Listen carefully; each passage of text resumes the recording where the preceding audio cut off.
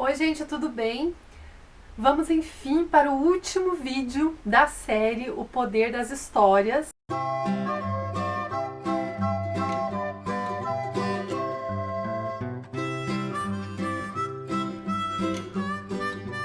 Uma série de vídeos que eu deixei disponível aqui no canal com um conteúdo não tão aprofundado, mas algumas dicas básicas aí sobre contação de histórias e todo esse processo de usar realmente as histórias como incentivo à leitura e trabalhos escolares.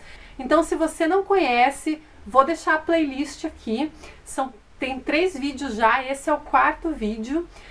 E só repetindo então, essa série se originou de algumas gravações que foram feitas na Casa Cultural Bela Boni, de um projeto que a gente estava tentando construir e na verdade acabou não dando certo. Eu não quis jogar fora as gravações, são fragmentos de gravações na verdade, então eu tentei juntar todos e fazer uma coisa meio linear, né, por temática e deixar aqui para vocês.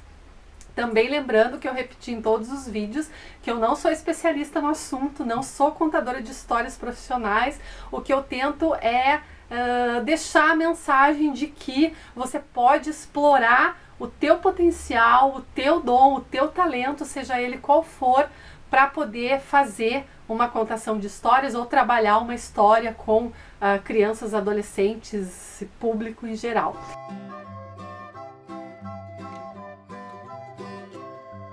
Olá pessoal, na aula passada nós vimos recursos como preparação da história, personagens e cenários. E também ressaltamos o uso da música através de instrumentos musicais na contação da história. Muitos outros recursos podem ser utilizados, como gravuras, giz de cera, fantoches, pedras, enfim, inúmeros recursos. Lembrando que você não precisa ser um artista, o que vale mesmo é a sua vontade e a sua imaginação. É o que vai trazer movimento e cor para a sua história. Claro que recursos como entonação de voz e postura corporal são importantes, mas se você realmente acreditar na história que está contando, verá que isso fluirá naturalmente. Agora eu deixarei algumas dicas de que tipo de histórias você pode utilizar dependendo da faixa etária da criança. De 0 a 3 anos, ou chamada a primeira infância, você pode se utilizar muito de histórias que contenham animais como personagem, porque os sons, principalmente dos animais, despertam muito o interesse da criança. Uma história que é muito contada nessa faixa etária é a história dos 3 porquinhos.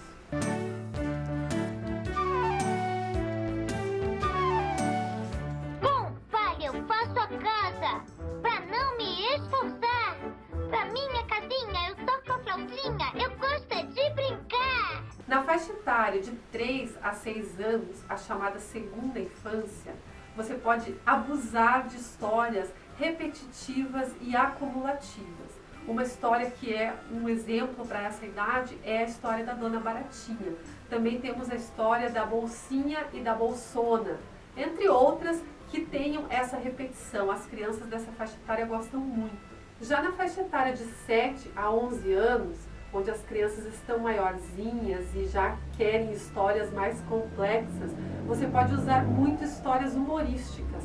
O humor é uma coisa que prende muito a atenção das crianças nessa idade.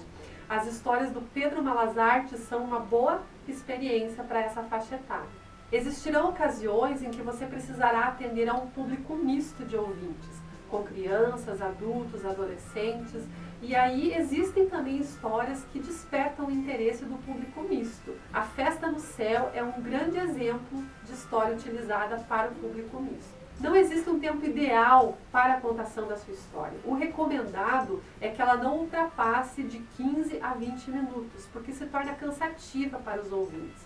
Se você tem um grande período de contação de histórias, o ideal é que você conte mais de uma história nesse tempo recomendado. Agora eu preparei uma listagem de dicas para o processo de contar histórias. Começaremos então com as dicas para a preparação das histórias. A primeira dica é escolher muito bem qual o enredo utilizado dependendo do seu objetivo. Para isso, você vai analisar o conteúdo comentado, de personagens, cenários, faixas etárias. E não é necessário que você decore a história. O importante é que você saiba ela muito bem e que conte da sua maneira, de maneira natural. Com a prática é possível diminuir gestos bruscos, cacuetes ou tiques que você possa vir a ter durante a contação. Fique tranquilo, não se desculpe em momento algum, sinta-se seguro, porque aos poucos você terá confiança em si mesmo. A linguagem utilizada deve ser simples e de fácil entendimento para a faixa etária da criança ouvinte. Se precisar de alguma palavra que as crianças não entendam o significado, substitua-a por outra ou então, na hora da contação, explique a elas o significado da palavra.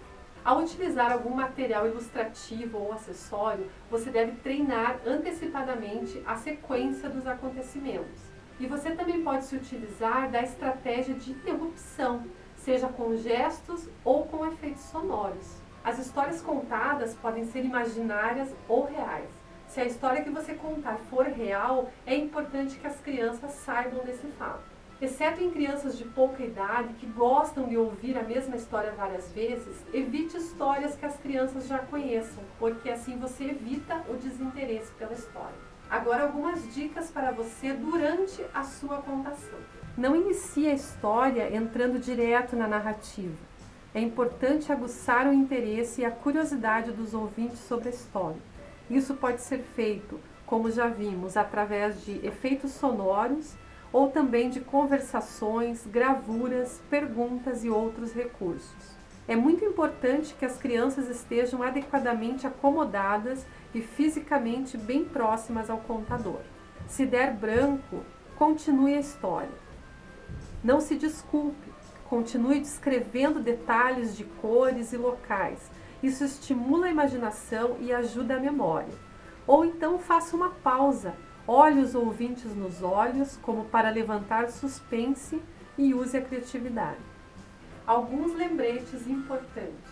Contar histórias interessantes e educativas que permitam à criança lembrá-las mais tarde é uma arte que você aprende estudando e praticando. Uma boa história pode estimular bons sentimentos, ajudar a desenvolver o intelecto e trazer reflexão e conhecimento. A sugestão de leitura da aula de hoje é o livro Como e Por que Ler os Clássicos Universais Desde Cedo, da autora Ana Maria Machado, editora Objetiva. E aí quero finalizar esse vídeo então agradecendo, ao público que tem assistido. É um público mais diversificado, porque não são vídeos de leituras, Recebi várias mensagens de professoras educadoras, principalmente de cidades em que não tem acesso a cursos e também nem muita coisa na internet. Então assim, fico bem feliz que tenha ajudado, espero que gostem desse último vídeo também. E fica disponível então aqui no canal esses 4 vídeos da série O Poder das Histórias, para que você possa compartilhar, ou se souber de alguém que tem interesse, indica o canal aqui, vai ficar aqui disponível então. Se eu tiver nesse meio tempo algum conteúdo que possa agregar a essa playlist, com certeza eu vou trazer para vocês. Então a gente se vê no próximo vídeo do canal. Tchau, tchau!